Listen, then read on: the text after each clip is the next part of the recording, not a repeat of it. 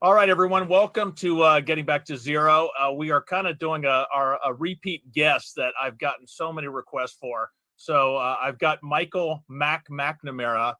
He is the host of All Marine Radio, and he also started a program called Post Traumatic Winning. I was introduced to Mac several months ago, actually, and did a mini program with him about trauma. And I was never in the war. Mac is a Marine. He can tell you a little bit about his background, but I was never in the war. I wasn't involved in any major tragedies. I did not have to survive a burning building. So I had no trauma in my life. And I did this course with Mac to appease a friend more than anything. And I came out of it completely sold on this program and learned so much about myself. Mac, welcome to Getting Back to Zero. It's good to have you. Well, thank you. I enjoyed the last time I was here, and I'm honored that you would ask to have me back. So no one asked to have me back on. They just told me to have you back on, which ticks me off. But I'll go with that. A couple of things, Mac. After we were on, and I kind of want to start from the beginning again, but I've done some research on the trauma, and it was up to 75% of those who have suffered abuse or violent incidents report alcohol abuse. Up to 1/3 that suffer from illness, accidents, other disasters, I guess, claim alcohol use disorder. Women, it's even higher than that. The numbers tying in with trauma, which I'm going to let you define, are staggering when the correlation with alcohol abuse. And when I went in, another thing I read, people are saying they are unaware that they use drugs to cope with symptoms of trauma, which I drank because it was fun. And now looking back, I understand some things about it. It was a combination of fun for me, but there was definitely coping looking back. But something that was interesting, they may have little or no recollection of traumatic experiences and get into their 30s or 40s before they begin noticing problematic patterns in the relationships, lives, whatever, that they can't seem to resolve. And that's when alcohol abuse really turns on. So a lot of things that I hate to admit, but once again, I was wrong and you were right. There, I said it. Really interesting stuff about this. But the more I dig in, and obviously we are very focused on alcohol abuse and sobriety, but this does cross, I think it's just safe to say that drug use, alcohol use, or abuse, it's all coping mechanisms. So I think it's all in this one and the same. But this damn word trauma keeps popping up more and more, and I think about this thing. And a couple people that have gone through your course are all like a veil has been lifted, and finally that man behind the curtain became visible, and a lot of stuff is starting to make sense for us. So real quick, who are you? How did you even come about discovering trauma, and how what is it, and go from there? I am a retired Marine officer. I did some broadcasting in my life. And my life was, I don't want to say filled, but I dealt with trauma on a regular basis. And some in my personal life. My sister's 2 sons were murdered by her husband, who then, after he beat my sister, he put a gun in his mouth and killed himself. One of my 2 younger sisters froze to death as a result of alcohol poisoning and cold weather in Indianapolis in 2014. Helicopter crashes into where I'm training out in 29 Palms here in the California desert, and the pilot's decapitated, co-pilot's crushed to death. We're trying to save the other 2 Marines. Everybody dies. And then on top of that, I have 3 combat deployments to Iraq and Afghanistan. And so my initial thought when I started doing All Marine Radio was talk about this in an effort to normalize the discussion, maybe putting some downward pressure on our terrible destructive behavior numbers. At the center of those is alcohol, which fuels everything else, right? Because that's what we do. We're Marines. We're just like the culture we come from.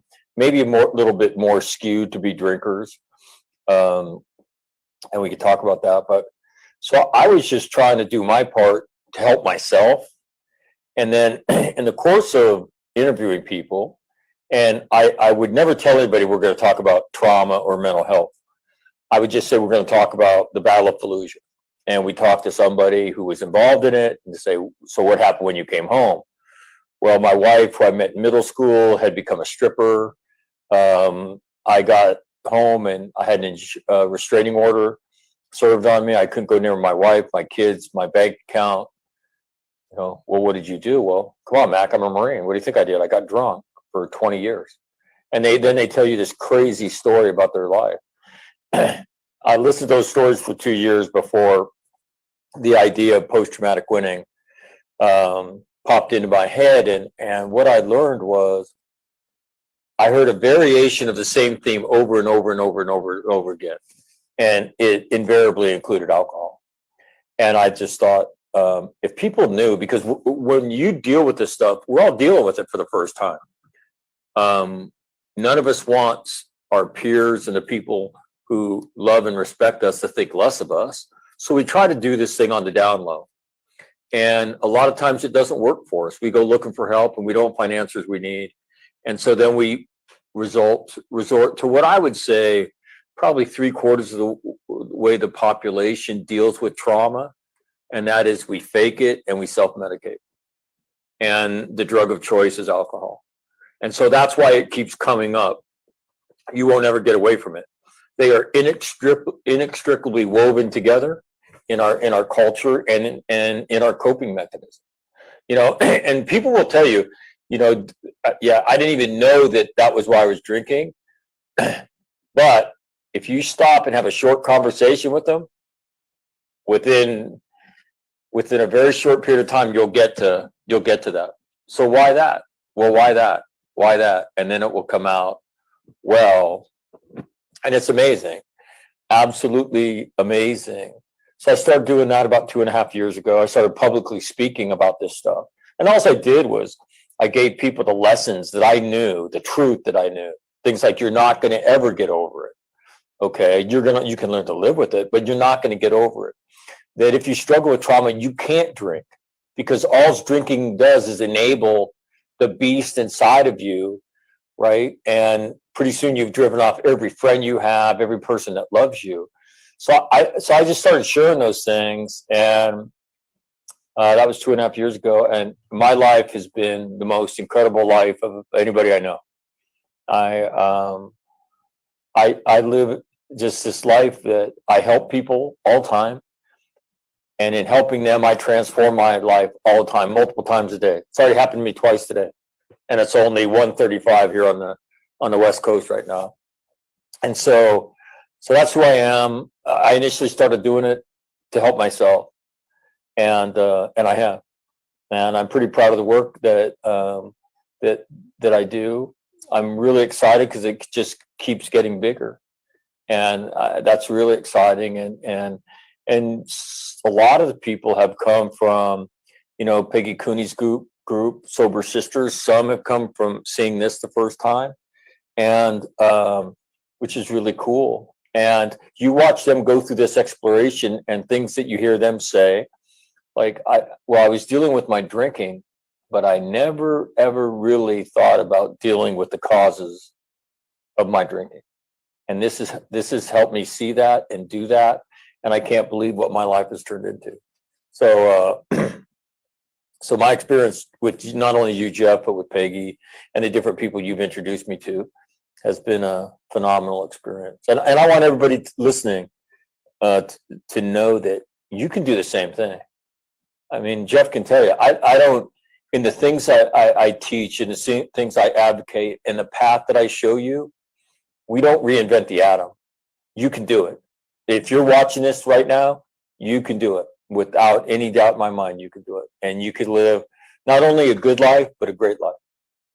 And so It's just so many things that really grab me. You know, you were talking about the why. Well, I guess you were saying about coming back from Fallujah. Why did you, why, and digging. And I remember when we first did this program, or I did this program, you know, I drank because it was fun, completely. And then I developed a drinking problem. It was the fault of alcohol. It grabbed me, whatever, because I was born an alcoholic. That's why I had a problem. That's why I abused alcohol, I thought. And I think a lot of that is true, but you kept asking the why.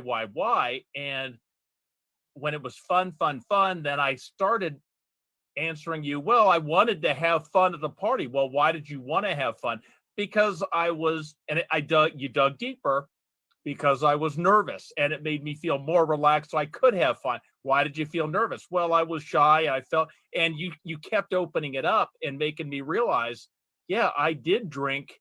The fun was the end goal of it, but I drank so that I could get to the point where I could cope with my issues of whatever it was, so that I could have fun. So it wasn't that I was there and I just wanted to enhance the experience with fun. It was, I wasn't able to get there for whatever reason. And the alcohol allowed me with cope with whatever it was, so that I could have fun at those parties and, you know, be the person I wanted to be. well, again, it's the way we do it. And I have this thing that I call the downward spiral of trauma. And it starts out with the traumatic experience, right? It goes trauma, then all the drama that ensues because of that. Then it goes to chaos, right? Then it goes to dread, right? And the way I describe it, dread is a physical sensation, right? It's not just kind of a mental. When I sense dread, I can physically feel it, right? And then you become overwhelmed, and then you begin to hide. And I'm having to look, right? Then you learn how to fake it. Even little kids learn how, right? That when you go through something traumatic, let's just say you lose your mother, or your father, and you have counselors and coaches and teachers that they'll ask you, you know, hey, you know, Michael, do you want to talk about it? No, I don't. Why? Because it makes me cry. And I don't like that. I sure as hell don't like it here in school, because other kids make fun of me. And so even at a young age, we learn how to fake it. It's just the way we cope. And then as teenagers, we learn to drink and we numb ourselves, right? And then the other thing I want people to know is the normal path is you go seek help. And I find it interesting when people say it's okay to ask for to go see mental health. It's okay. And my response is most of these people have. If that's my broker, tell him to sell. No, it's my son. And so I tell them, so you go to therapy and you get medicated, right? And you talk about it, and what do you find? It's not helping me. It doesn't work very well. And then years go by and you've gone back to faking it and numbing yourself. Things haven't gotten better. For most of us, they've gotten worse. And then what do? Your spouse looks at you and says, hey, man, you've really got to go get some help. And so you go back again and you try again. And guess what? It tends not to work again. And now we're going to fake it and numb it because that gets me through my day. And then I've emotionally isolated myself. I've given up on that. This is going to be my life. And so I numb myself. I fake it and I numb myself. The only people I believed, and I probably still do to a degree, that I'm the only one that's got any of the problems that I'm not going to let you know about, that I'm going to hide, because the only people that even begin to expose that are the complete bottom of the barrel that are past the point of hiding it, where they can't for whatever reason. But people that I run into in my everyday life, when I came into these sobriety groups, I didn't see anyone with any flaws, you know, of what I saw in myself.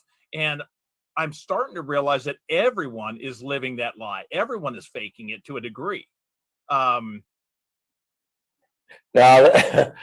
I do this thing where when I do it live, I have 3 goals and 10 commandments. The third commandment is trauma is trauma is trauma, and this is one Jeff really struggles with. Okay, because he constantly wants to refer to my combat experiences as somehow being, you know, more traumatic than front page news. Right, and so he always assigns that greater weight where I don't, and because I know it doesn't have any greater weight than any of the traumatic events that he's experienced, or somebody who's been raped have experienced, or a victim of domestic violence or child abuse. But Jeff struggles with that. He's still a work in progress. And so I do this thing where I say, okay, now, and so let's just say there's 1,100 people in this room. Okay, I'm going to read these things off, and I haven't shown the list yet. And if it's impacted your life, not necessarily happened to you, but if it's impacted your life, put your hand up. And yes, I have been paying. If the second incident, and I'm not a very neat payer, if a second incident has impacted your life, put your other hand up. So I start down the list. Suicide, all these hands go up, right? You know, it's, you know, somebody who's been a victim of domestic violence, victim of a violent crime, you know, died of a drug overdose or a vehicle accident. All these hands go up, right? If you know somebody who's been, if you're somebody who's kissed a loved one goodbye, a family member or a close friend, you know, who's died of a terminal illness, all these hands go up. Child abuse, sexual assault, rape. So pretty soon by the end of it, everybody's got both hands. The only people that don't, exactly. The only people that don't have both hands up are the people that don't want to. And I say, now everybody stop. Now look around. And the 5th commandment is stop faking your mental health. And here's why that's important. If Jeff and I are close friends and he says, hey man, how you doing today? And I look at him and I say, I suck today, man. I'm really struggling. Half the time, my experience is Jeff's going to look at me and say, well, I'm really glad you said that, man, because I'm struggling too. My life is crap today. And so when we tell the truth about ourselves, we give them permission to tell the truth about themselves, and they want to. They want to. But we're all walking around faking it. And in that room of 1,100 people with both hands up, nobody's saying shit about anything. And so it's amazing that once you stop faking it with the people that are close to you, because there's some people that you should fake it with, once you stop faking it with the people that are close to you, in my opinion, it's the initial important step of getting out of what I call the valley of the shadow of death, where you're down there numbing yourself, hoping and groping to get through the day, right, to live this life, because there isn't a better way for me. Well, there is a better way, and I can show it to you if you care to. And Jeff knows it. And you know, as for me as a man, I've got at least in my mind, I've got to show strength, and to come around you and to just say that I'm struggling because of something insignificant, that is embarrassing for me. And I look at the flip side, and I'm just guessing, but you know, women, especially mothers, have to be strong for their kids. I'm guessing, I'm not there, so forgive me if I'm wrong on that stereotype, but you gotta show strength, and to not show that, go ahead. Strong for their kids, strong for their spouse. They're the mother. They're the backbone of this family.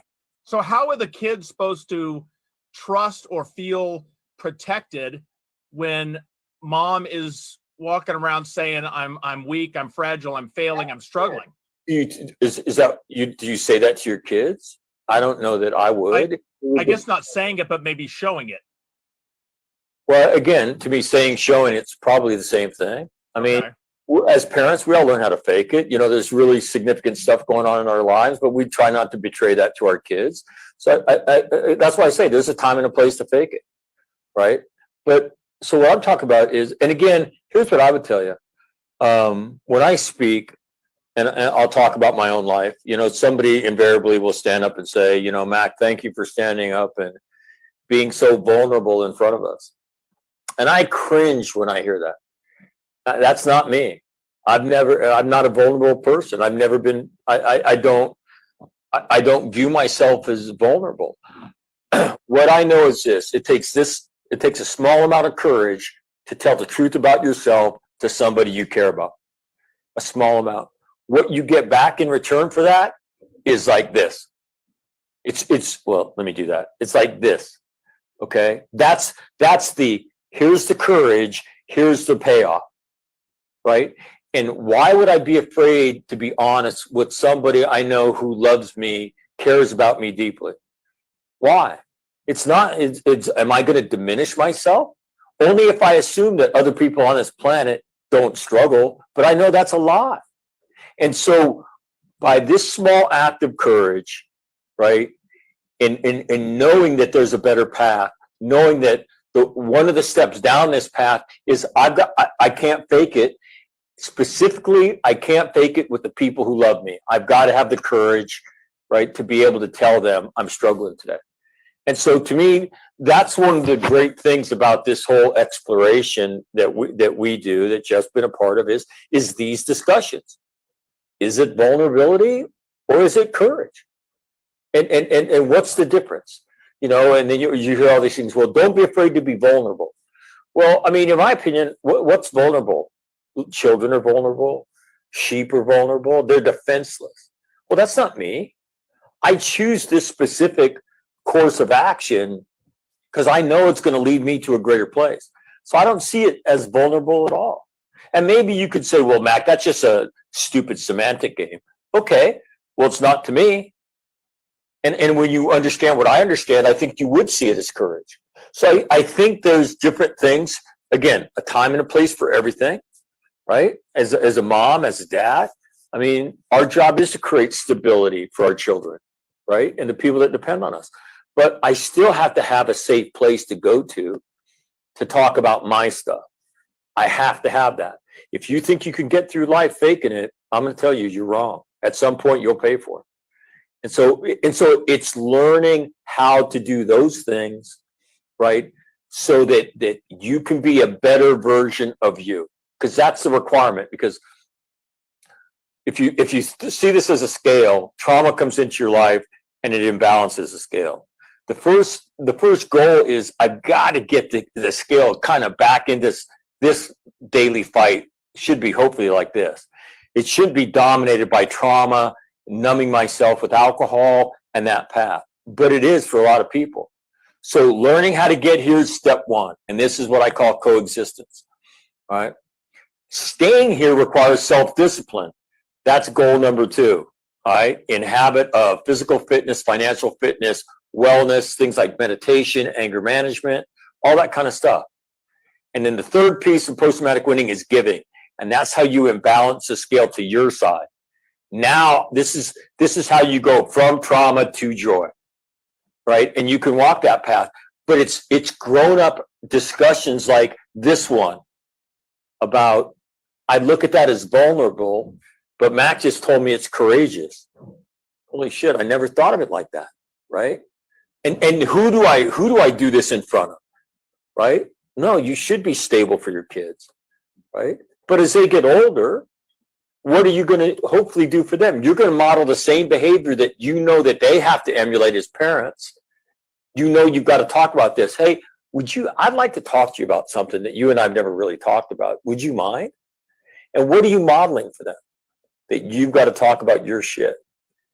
And you're giving them a gift. You're living it with them.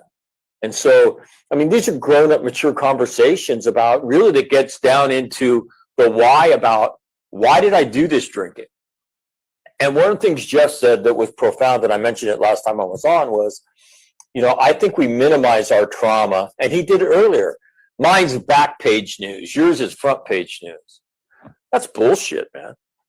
It's not back page news to you. I can tell you that right now. And then Jeff begins to tick his off. And you're like, well, shit. that was devastating for you as a person. Yeah, one of the things that I've thought about since I was on is, why did I not drink? My dad was a drinker.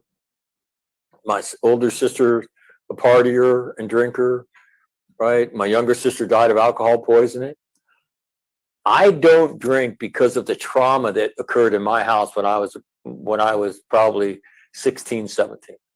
And I watched the emotional trauma inflicted on my mom, by my dad and my older sister. And it scarred me for the rest of my life. When I see alcohol, I don't see anything good. I see bad, and I see hurt. And so it's kind of interesting that being on here and all the different people I've dealt with relative to alcohol, why not me? And I think trauma pushed me the other way. So the thing I love about what I do are these kind of grown up, deeper conversations about the whys of my behavior, and then how do I do it, knowing that at the end of that isn't a good life. It's a great life. Okay, it's a great life. It's the vulnerability thing and saying that, which is a big sticking point, and it's getting better. But I look with alcohol. The first time coming onto this, for people that go to AA, which I was an AAer, still am, but in there is that first time when you say, "Hi, my name is Jeff and I'm an alcoholic," that opening up and making that admit, it was hard enough just it was probably harder to admit that to myself. Do you not see that as an act of courage? Oh, I do now with that. I still struggle in the trauma world, but completely an act of courage with alcohol. And I do see that, but I'm starting to let it bleed over into trauma stuff. I still see my trauma as embarrassing. Alcohol, I don't see as embarrassing anymore. Well, and I'll tell you what, and that is an absolutely great point. And it's like, I'll talk about my drinking, but I'm not talking about why I drank. Hell, I'm not even going to go there myself, right? I'll just stop drinking and I'll continue to fake it. I won't numb myself. I'll just live my life. But I'm still faking it because I'm not going in there. And so to me, the path to the great life is you got to go there. And that's what I do. I'll take you there. In fact, I have a video called "I'll Take You There." And is it the Staple Singers, the Pointer Sisters? It's one of them that's saying, "I'll take you there." I think it's the Staple Singers. And it's this video that shows an airplane kind of going through these clouds into this beautiful place. And that's where post-traumatic winning goes. But, right, it's not enough to say, "Hi, my name's, Mac, and I'm alcoholic," right? Because that's dealing with the numbing. You got to deal with what you're faking, right? And to do that, you got to go there. It's interesting, Matt, because I can, and I'll put all those links. We'll have all those posted because there's some incredible things you have on there. But it's interesting. I love what you said about why you didn't drink, because I didn't understand that myself. It kind of bothered me that, wait a minute, you got all this, trauma, and yet you didn't drink, but that really explains it. So I appreciate you saying that. It was, interestingly enough, it was never, ever an option. It's never something I messed around with.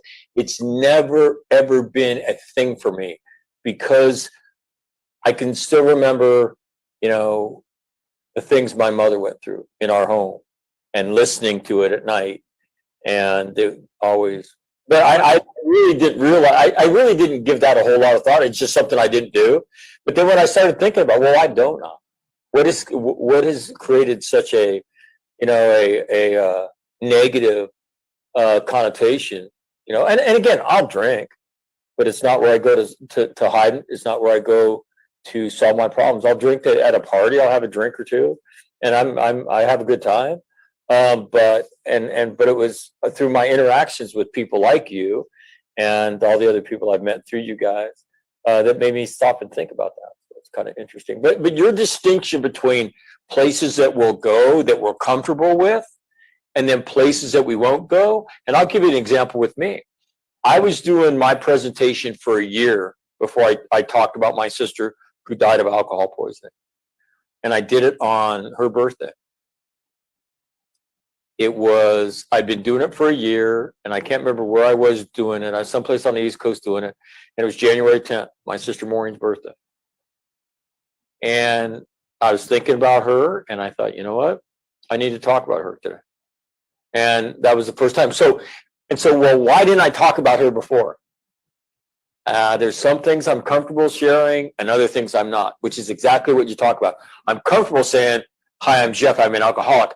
I'm not comfortable with talking about what drove me to alcohol. And that's most of the time trauma for us. And that's what post-traumatic quitting deals with. It's interesting because I can still, when I say I'm Jeff, an alcoholic, there's still a part of me that is dumping the responsibility on alcohol. That because it's alcohol's fault why I'm having to say I'm Jeff alcoholic, because it's something that, you know, it's the disease of alcoholism that is making me say that. The trauma, that is now I've got to look in the mirror on that one. I can't blame anyone. The reasons why, now you're going to say, well, something happened to me. I understand, but I'm still, it's that I was shy, that I was riddled with anxiety, that I was embarrassed about this or that, or I was ashamed of this or that.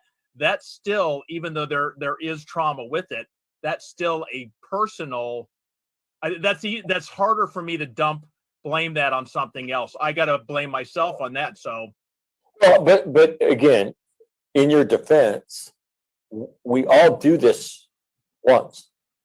We all go down this path, and we don't know how to deal with it. These things happen to us. What do I do with that? Who do I talk to about that? I mean, I can remember when my parents were really struggling with their marriage, and I didn't talk to anybody about it because I didn't want anybody to think less of my family. You know, I was proud of my family. And so what did I do? I never talked about it. I just kind of walled it off. And so we're learning how to deal with this. Every one of us tends to be on our own because we're too embarrassed to talk to other people about it. And so, but I'm going to tell you what you're going to find. And again, starting with your best friends is when you say, I'm struggling. You're going to be able to talk about it with somebody who cares about you, which is going to make it better. Simply the act of discussing it, of somebody listening to you, feeling that level of intimacy, we need that, right? So the very behavior that we need is going to intimacy. What do? We fake it and we go away further down into the valley of the shadow of death. And so it's hard, right? And I have this thing I say in post-traumatic quitting. You have to be gentle with yourself. The ask of all of this is, you know, greater emotional courage, right? Greater self-discipline, greater traumatic wisdom, right? And relative to alcohol, greater discipline relative to this thing in my life that has been so destructive, which is hard. It's really hard. And so you've got to understand that. You've got to be gentle with yourself, right? And you've got to be a learner about it. And I think that learning, right, fuels your growth and ultimately, you know, fuels your transformation as a human being. And I think that it's so important because it's really, in what I do, it's there's this magical moment when somebody says, holy shit, I could do that. And it's absolutely when they kind of think like, I could do what he's talking about. That's like, no kidding, I could do that. And my life could be like that. And then they begin to do it. And that's when you get out of the way. Because they touch somebody else's life. And it's a life-changing moment. And it's the coolest thing in the world to watch. You know what I like about this is that I kind of feel you don't have to open up and expose everything to find that person to share this with. I kind of just put it like fishing, because you can find the people that are going to be receptive. You know, if I go up and hey Jeff, how you doing, Mac? I'm having a lousy day. Oh, you loser, da da da, and goes on. Well, I'm not going to go to step 2 with whoever just responded that way. But if the response is, hey, what's going on? Struggling at home with so and so. Oh, really? What's and if someone is gonna give me the responses to, I can tell who I would feel comfortable opening up to in those senses. What I would make to you is for me, if there's any doubt about what the response is, then I don't go there. To me, the only people I go there with are people who've earned their way into that part of my life, and they've earned that way because of our relationship, be it personal, be it professional, that we become that close. And then I know that I can. But I'll tell you what, I don't think in anybody's life it's that many people, right? It's a very small group of people that you would share the intimate details of your life with, and you will feel safe doing that. To me, if there's any question about safety, I would never do it. I would never do it. So it's a pretty small group. Now, I will tell you this. One of the things I've learned by doing this is there's a lot of things in my life that I would never used to have spoken about, right? That I talk about now. So as I've done this, and I've helped people, and I've seen the courage that they've drawn from me sharing some of the details of my life, I share those details with more people today than I would have. And if you'd have told me I'd do that, I would have done that years ago. I'd have said there's no way I would talk about that with anybody. But I do it now because I've seen the transformation happen in so many people, who told me I was raped when I was 6. You're the first person I've ever told. I've been sexually abused by somebody in my family. And I've never told anybody, can I talk to you? And I have that experience all the time. Well, why? Well, they see me and they hear me telling the truth, and they feel that I'm an approachable person. And here's the other thing. They want to talk about it. We want to talk about it. It's on our minds constantly. Yet I'm okay, nothing to see here. And so again, I would tell everybody, don't be afraid to be courageous. Don't be afraid to say, I'm struggling today, because the reward that awaits you, first of all, just unburdening yourself is one. Then the conversation and the help you'll get, maybe somebody will change your perspective. That's 2. Then that will enable you to take this burden off you that I'm isolating and hiding. That's 3. So just those right there, before anything happens relative to what you're struggling with happens, just those 3 happen right off the bat. Boom, boom, boom. Okay. But again, I'm not going to lie to you. It's hard. There are things in our sanctuary of life that we don't share with too many people. And now I'm going to share them with somebody. That's scary, and I get it. But the reward that waits you will blow you away. So I'm going to tell you, don't be afraid. Don't be afraid. I had a very good friend in town this week who was a quote unquote a tough guy. Ex-police officer, greatest guy in the world, but very, very strong, mentally, physically. And I dabbled with that and said some things and I could not believe the discussions and the opening up of a very close friend, discussions we've never had, that I never knew about him, that I heard about his childhood. And he didn't open up completely, but just things about his upbringing that he showed vulnerability. And I could tell it was the best discussions I've had with this guy. And I've known him since I was 20. It was amazing. And it was because I opened up a little bit and just, tested the waters. Just with my wife the other day, we were talking and I just kind of threw it out. I said, I'm struggling with anger. I'm just getting whatever. And I opened up and started talking about some stuff that was bothering me that I might have buried and hidden, pride. I don't want to say those things. Had the greatest discussions in the world, and it really felt good. Now, the one thing I'm going to ask you about that you've said a couple times, when I get a pimple on my forehead, and as a 57-year-old man, yes, I still get them every once in a while. I am the one good news is I know they will go away. You have said countless times, this trauma crap never goes away. And that always bums me out, because when there's something bad in my life, I want it gone forever. And why does this trauma, why can't we put this to bed? I know with alcohol, my alcoholism will never go away. If I drink again, I can keep it in check. I can work around it, but I know in my heart I can never drink like a normal person can ever again, and I just have to accept that. But why can't we deal with this and put this trauma, put it away? I don't know. So it just is what it is. Is that what you're saying? Yeah, I mean, I tell people, you're supposed to bring good news, Mac, not bad. no, I wish I could give you an answer. Why, when traumatic things happen to you, is that traumatic event laser blasted into your brain tissue? You know, and so, I mean, recently we just celebrated, is the wrong word, but we just honored the 77th anniversary of the invasion of Normandy. You know, those guys are 100 years old now, those that are still with us. I mean, they don't know what zip code they live in anymore.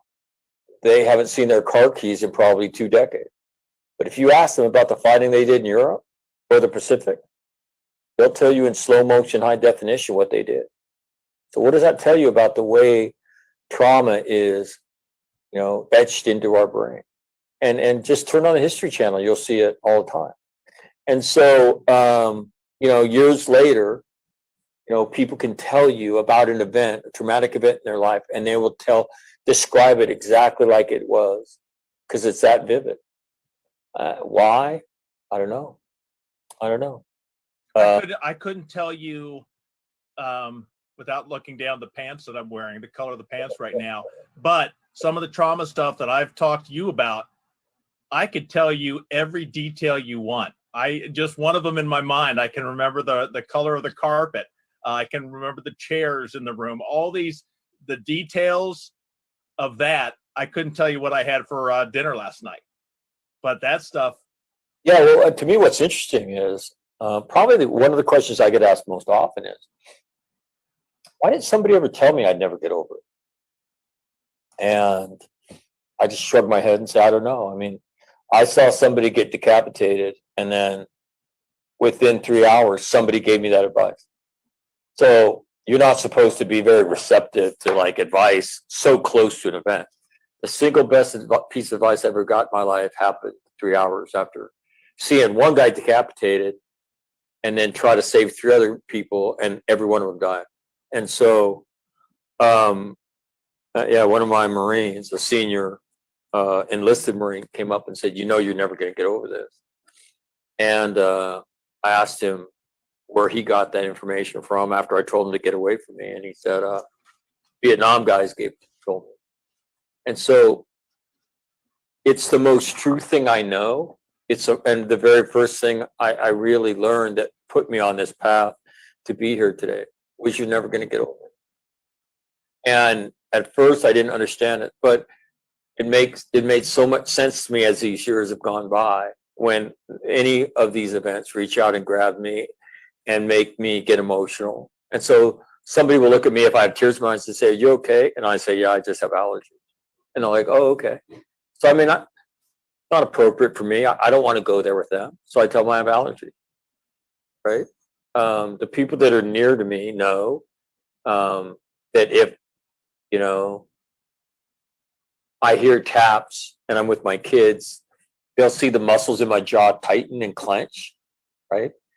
I'll fight tears because of all the times I've had to listen to that song and watch somebody that was way too young, right, be either memorialized or laid to rest. And so,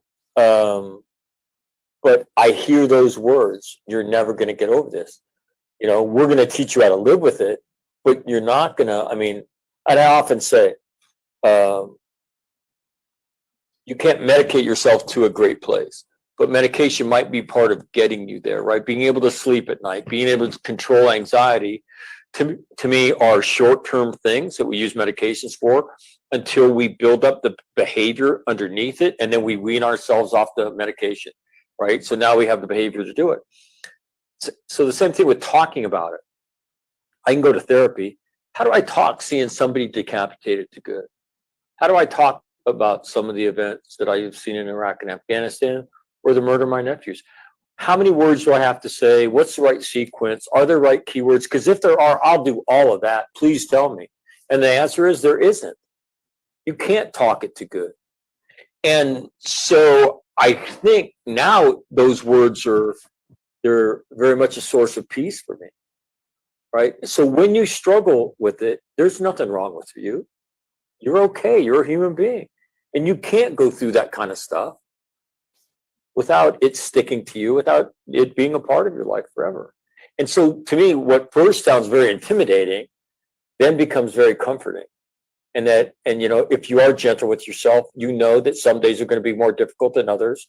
I don't know why, they just are. And it's okay. You're not going to get over it. It's okay. You're going to learn to live with it, and not learn to live a good life, learn to live a great life if you'll come hang out with me for a few weeks. And so the things we hear, get over it. Why are you still dealing with, let it go. What's the big deal? That happened 20 years ago, Mac. Let it go. Why, and now with something like, I could easily see giving the finger just, a D-Day or a decapitation, something like that. But some of the stuff that is smaller in my mind, again, I'm going to go, well, mine was just a so-and-so. God, that was 20. Let it go. Get over it. It's done. It's history. I think those are some of the most brutal words we say to somebody, is get over it, let it go. I wish you could just be the way you used to be. All of that minimizes from somebody else to you what's impacted your life in a substantial way. I think they're some of the most brutal words, and they're devastating when you hear them, right? Oh, yeah. Just get over it. Well, the reason it bothers me is because it was significant in my life. Now, you may think it's stupid, but it wasn't stupid to me. It was hugely significant to me. But now you've just humiliated me, right? Yeah. By right. telling me that I'm an idiot. I'm something weak because I'm weak. Because I can't get over it, right? And again, I think people say stuff like that. They don't know what else to say. And again, I do know what to say, and it sure as hell isn't time heals all wounds. It sure as hell isn't there's a purpose in this. It sure as hell isn't just get over it, right? It's none of that. There's a better way. But again, people say those things when they don't know what else to say, and it's brutal. And so to me, those words ought to be comforting for everybody out there. That which traumatizes you, you'll deal with forever, and you're not going to get over it. And so when you struggle with it, guess what? You are normal, normal. There's nothing wrong with you. Period. You were talking about the medicines at first, so that you can sleep, so that you can function, and then dealing with it. And that's one thing that with alcoholism, in my opinion, it's a two-part thing. There's quitting the alcohol, which is something I had to do. I've got to stop drinking.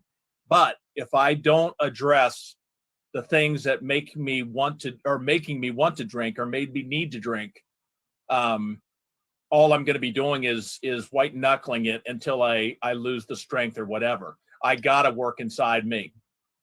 And that's the transformation piece. And so many people don't do that, though. They white knuckle it, right? And it's this act of denial. And what I try to get them to see is, once you begin to go down this path and you begin to deal with this stuff, you don't need to do denial anymore. You can transform your life. And then I've never been to an AA meeting, but I've been told it's AA like. For post-traumatic winning, the key is when you cross paths with somebody else, is to stick your hand out and help them. Say, hey, I know you're struggling. There's nothing wrong with you. What you're going through is exactly normal for what you've been through, and I'd love to help you. And you stick your hand out. And then you help them. And when you help somebody else, you transform your own life again. And you can do that for the rest of your life over and over and over again. And there's no shortage of people that are struggling, right? We know that. They're everywhere. Just not saying anything. And so, I come upon them all the time. And all I do is stick my hand out and say, hey, I'd love to help you. And so, so this stuff's not easy, right? And if it's only about denial, and that's as far as you can get, that's hard. But it's like running to the light, the warmth of this. I call when you help somebody else, I call it like the Grinch experience. When the Grinch hears the Who people singing and he connects like, oh, I guess Christmas isn't a bunch of presents. Christmas is a spirit. And they put the X-ray machine in front of him and his heart grows 3 times. That's the experience. And that's the drug you need. You need that one, not alcohol. And I take that drug all the time. And it's the best drug. I'm not a drug user, but it's the best drug I've ever been on in my life. It's the drug that motivates you to continue a journey to be the best version of you that you could be. And that is not just hunkering down in denial. It is, I take my experiences and I help other people. And in transforming them, I continue the transformation of myself. And so you're right. I think so many of us, we focus on the denial piece and not the transformation piece. So your course, Peggy was the one that asked me to Made me. Let's cut the crap. Made me do it. And for someone like me that would have said, I don't have any trauma, I don't need a dumb course like that, I got to quit drinking, that's all I got to do is just work on my drinking. What do you say to someone like that is I don't know, maybe there's someone out there that has a loved one they think would benefit from a course like this, even just the self-realization? How do you bring them to that say, no, I'm fine, I don't have a problem with trauma, I'm okay, I had a tough life, but I'm good, I'm a strong guy? How do you get them into this? How do you get them over that hump? The first thing I say is there's a path for you that can lead you to a great place, not a good place. My life is better than it's ever been. Okay, with all that stuff in it, it's better than it's ever been. And I never, ever would have thought that would be the case. Okay, so 1, there's a path, you can walk it. 2, I met a woman through Peggy Cooney. Her name's Gretchen. So Gretchen is sitting in our seminar one night, and she says, and she kind of parrots Jeff, I didn't think I had that much trauma in my life. And then I sat down and I listed them. She said, I stopped at 25. 25. All right. And so I tell people to do that. If you don't think that you had very much trauma in your life, just take a piece of paper and sit down and just start listing them. And you'll be surprised at all of the things that you've dealt with in your life. I think most people would be surprised because it's an exercise we never do. And then you're like, wow, that's not a small amount of trauma that I'm dealing with. And most of us, you and I in particular, we grew up in the school of suck it up, man. And so 25 events, slowly but surely imbalancing your life. And what are we doing to cope with it? I'm sucking it up. So when suck it up is not, is an inadequate answer, then what do? I numb myself. I fake it and I numb myself. And my life's inherently imbalanced, but I don't know any of the things I need to do to get it back into balance, let alone how to win. And so to me, it's that stuff's hugely important is sit down, and after you start writing your list, you'll say, you know what? Maybe I should, go to this seminar. Maybe I should go to the seminar. We're gonna I'm gonna post some details because I'd like to talk to you, and we'll do this off air, but I know that alcohol is not just, that's just one segment as far as how we deal. And I know you deal with the trauma with Marines and whatnot, but I think this group might be more focused on alcohol. And I would like to kind of gear something for that. And we can talk about the details, but I would like to discuss with you of doing a program that we can offer this group. I think it'd be fantastic. What can people expect? How does the program work in a nutshell? What's the time commitment? What do you typically you're looking at? It's 8 weeks. It's 90 minutes a week, so one night a week. And what we do is I have this presentation I do in 6 parts.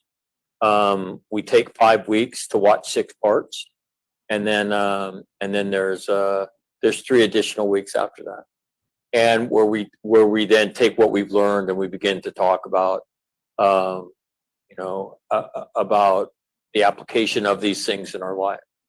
And the funny part was the pilot program that Jeff was in, we got to about, I want to say, the 6th week, and somebody said, so what happens after this? And I said, we're done. And the answer I got back was, oh, no, we're not. I think that was me. It was like, I'm just learning this. Now I feel like I understand it, and now you're just going to cut us loose? And I said, yeah, good luck. And I didn't say that. I said, so we'll take a couple weeks off, and then we'll start meeting on every Monday. And the answer was, well done, Mac. Well done. Way to figure that shit out. And my wife said, oh, great, more meetings for you, Jeff. That's just what I want to hear. Well, I know, but I mean, can you imagine from your wife's perspective what she's seen from you in terms of stopping your drinking? And then the other day, the story you talked about, when you all of a sudden out of the blue, you begin to talk to her about your anger. Can you imagine, like, this is the guy that I married, right? Her quote was, I've waited 30 years to have these kinds of conversations. How about that? And so to me, I mean, I don't know that you need a greater, I don't know that you need a greater reason than what Jeff just said. To become a better version of yourself is hard. And a lot of us want to deal with these things in our life, but we go, as I said, we go looking for help, and we go to therapists, and a lot of it just doesn't help. And so then we resort to what we know, which is faking it, numbing ourselves. And I could tell you, and the reason I'm on this program is just a no bullshit guy, right? If I showed up and started pumping sunshine, and for those of you that have met Peggy Cooney, if Jeff's no bullshit, then what is Peggy? Yeah, exactly. She's like she's like negative bullshit, right? And Peggy will let you have it straight in the face. And so, I mean, I use them for my references. And so if you're interested, if you've gone through a lot and you want to live a great life and you want to invest in yourself, 8 weeks, once a week. 8 weeks, once a week, 90 minutes. All right. Well, we'll put we've got some links that they can check you out, a couple things to videos to watch, whatever. We'll have all that stuff up on the pages, and then we'll talk, Mac, because I think this program, I've had so many people talking about this damn trauma word, which I hadn't even heard of until. And it's popping up everywhere. Now it's all making sense. So all joking aside, I got so much, and I actually feel a sense of peace that I hadn't felt for a long time. So much of my issues were anxiety and just tension, and the thing that made all of that go away was alcohol. And then a year and a half ago, roughly, I took alcohol away from me, and I didn't have the ability. Now I didn't have my friend, my coping mechanism to deal with that stuff, which actually, a whole nother double-edged sword that caused even more problems. But I had the thought of having to face all this, which I didn't even know what I was facing at the time, but the fear of the unknown, the fear of stress, the fear of anxiety, the fear of facing life without alcohol was tremendous. And I know there's a lot of tools, but since I ran this course with you and started talking, it's amazing. It's amazing what I got out of it. I mean, what I'm getting out of it. And it's just like with my buddy, that we opened up a conversation. And I also found a new person that I'm now a lot more comfortable about dumping some of this crazy stuff on, because he didn't bite my head off and call me a big weenie when I told him some of these things. And and he told me some of his things. And that alone was amazing. Tell you, what you're doing for your friend is important, because if you look at the suicide rate among tough guy police officers, among tough guy firefighters, it's through the roof. What does that tell you? The tough guy facade, belies underneath it this inner turmoil because of this lifetime of traumatic experiences they've seen. And so you're describing him as a tough guy. If he heard you say that, he'd probably laugh to himself and think, man, if he knew what was going on inside of my head, he'd know that I'm anything but that. That's a brave face I put on, that I had to learn to put on to function in this world that I chose as a profession. And so what you're doing for him, right? But again, your wife's words, I've waited for 30 years to have these conversations with you. And that's why, to me, I heard this phrase, become a better version of myself. So when your life gets imbalanced by trauma, right?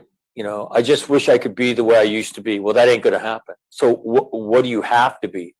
You've got to learn to become a better version of you, so you can get your life initially to here and then into here, where joy dominates your life. And that's where you are.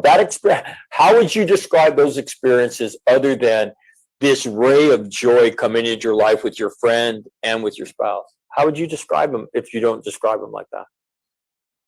Really cool. Yeah. I wouldn't even be close to describing it. You walk out, or you walk away from that conversation with your heart glowing. Wong, wong. It's just wonderful. And again, what are we craving there? Intimacy, personal intimacy and closeness, that I can talk about my shit with you. And then lo and behold, what do I find? You have the same shit going on, and we can help each other, and we can go down this path. We can transform each other's life. We can be there for each other, and we can experience this incredible growth that comes through intimacy, right? And helping somebody else and giving and all the great things in life. I just have to wonder with the housewives, with the mothers, of keeping that that facade of, not that facade, but that presentation of so much strength. And my wife is she's the strongest person I know. And I've rarely seen her cry, but when she does, it's suddenly, who are you, that you actually have this side to you? It's amazing. And then back to the war thing, I think of the movie Saving Private Ryan, when Tom Hanks holds it together. He's the cool guy, the leader. And when he sneaks off after they just had the one little encounter by himself, and he's shaking and he starts crying, and then the guy comes up and he quickly gets it together. But what they saw, what Tom Hanks' character showed to the world, was this together, cool, calm. I got it. I got this thing. I'm not rattled. I'm a leader. But underneath, here's this guy breaking down, crying. Well, I'll tell you, it starts with Saving Private Ryan, and then it goes through the whole series, Band of Brothers. And then it goes, a second series is called the Pacific. There are incredible mental health lessons in all of that. What Tom Hanks portrays in that scene is this world where you could not show emotion, right? Because it was translated, or it might have been translated as weakness. I would venture to say, though, and I say this to people all the time, if Tom Hanks's guys saw him get emotional, they would not have judged him because they were all feeling the same thing as well. True. And the requirement is that you wipe the tears out of your eyes, you put another magazine in your rifle, and you look at everybody and you say, let's go. Whoever did this is going to pay. And you lead them there. That's the requirement. Whether you shed a tear ultimately to them because they love you, because you're their leader, is irrelevant to them. You know, is irrelevant. And a lot of times, the fact that they see you do that opens doors to them, you know, for them to walk up to you and say, hey, you know, thank you. Thank you for showing us what it is to be brave. It's not the absence of fear. It's putting fear aside and doing your job, you know, when you don't know how it's going to turn out. Thank you. Thank you. And so, but in that series, I mean, there's a lot of little subtle mental health moments in them. They're very, very, very rich. And I'll tell you a story. The Air Force flew me to Orlando to speak to a group of key wives. So these are the wives that other wives goes to on a base. And so what is it in Central Ohio? Wright-Patterson? Yeah. So Wright-Patterson has a key wife for every major Air Force organization there. So if you're new and you're looking for help or something's gone wrong or your husband's been injured overseas and, you know, whatever, these people help. So other people come to them with their problems. So I stand up and I do post-traumatic winning for them. And so there's probably about 400 of them there, 300 to 400 of them in this room. At the end of the first hour, because the presentation is about 3 hours long, at the end of the first hour, I stop and I'm hop off the stage and I'm trying to get to the back of the room to get my business card, more of my business cards. I get pinned against the wall by I don't know how many women who all were like gathered around me because they want to talk to me. And the head of the Air Force at the time was a general by the name of Dave Goldfein. His wife, Dawn, is the one who brought me there. And she sent me an email later and she said, wow, wow, wow, wow. She said, Mac, the outpouring to you and pinning you against the wall is testament to how badly we need this and how much they crave this discussion.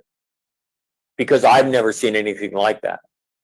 And so exactly what you talk about. I'm the vertebrae, I'm the backbone of this family.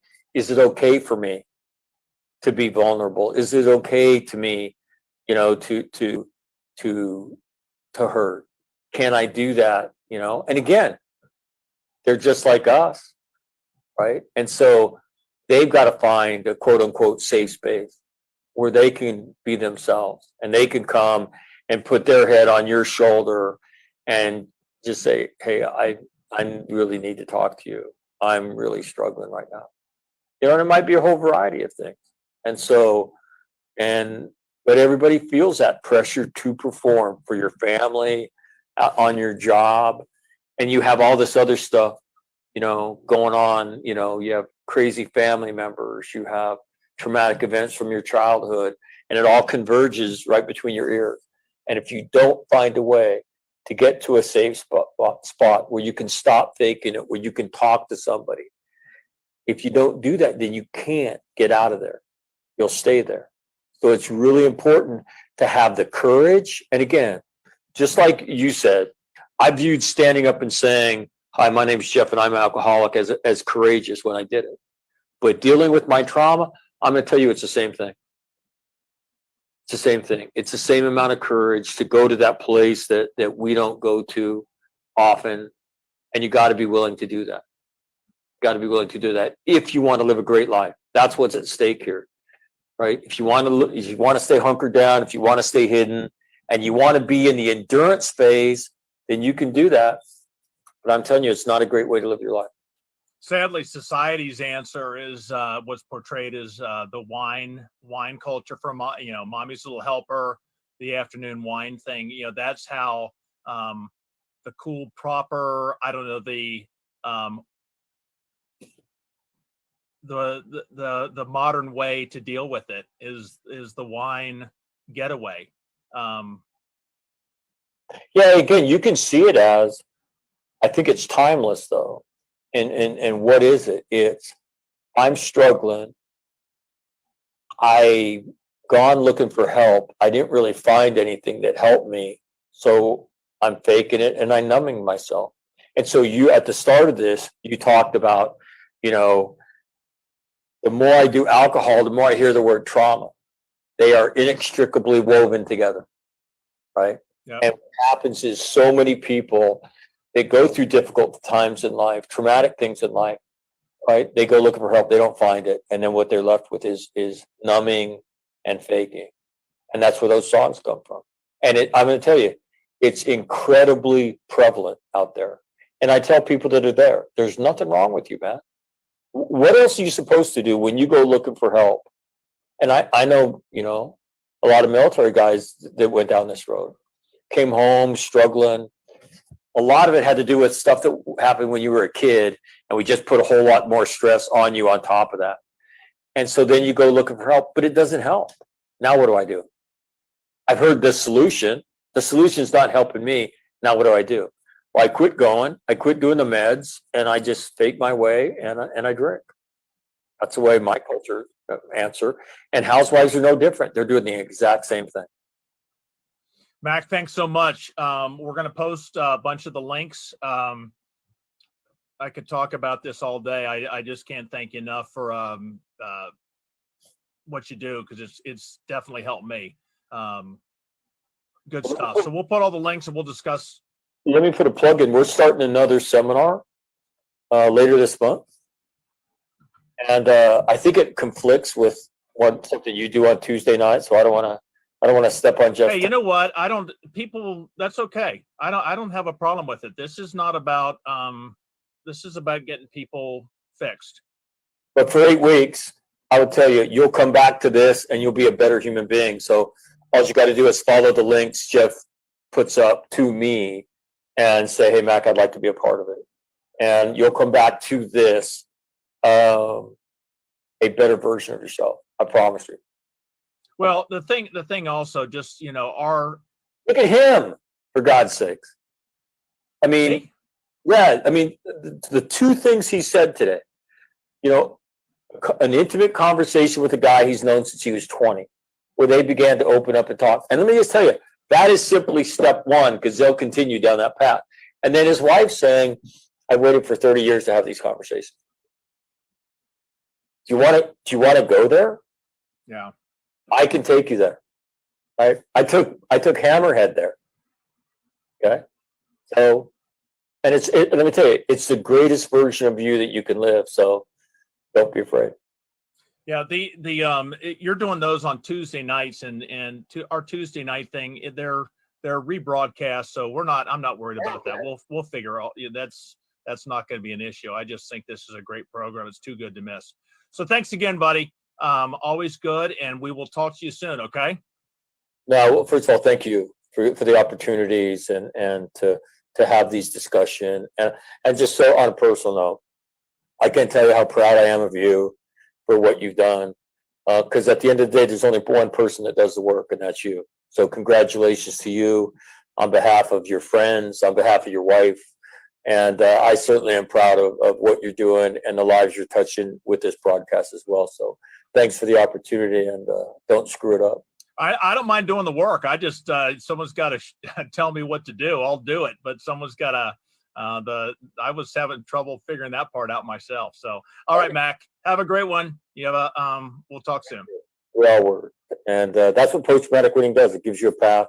And so maybe you could be like Jeff here. So. Got to work. Yeah, exactly. Thank you. I've never heard that one before. Take care, buddy. See ya.